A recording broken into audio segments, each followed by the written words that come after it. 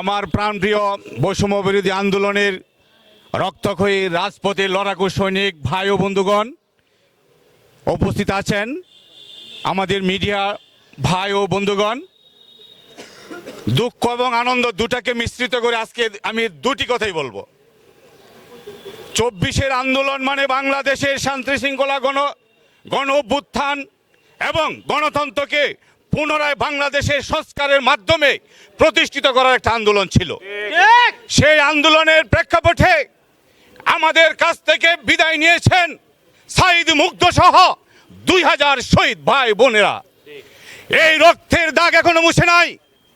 এর পাশাপাশি আওয়ামী ভোটবিহীন সরকারের দুঃশাসনের যে আমল ছিল, সেই আমলের মধ্যে প্রত্যেকটি সেক্টরে তারা যে অবস্থান তৈরি করেছিল, সেই সেক্টরের ষড়যন্ত্রের মোকাবেলা এখনো চলছে।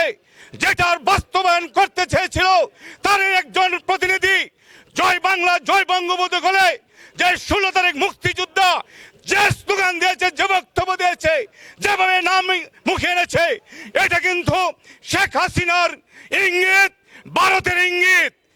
আমরা যে ভাই বন্ধুরা রক্ত দিয়েছি, আহত হয়েছি, পঙ্গু হয়েছি, এখনো বিভিন্ন হাসপাতালে আছে চিকিৎসাধীন অবস্থা, তাদের রক্তের সাথে বেইমানি করা যাবে না।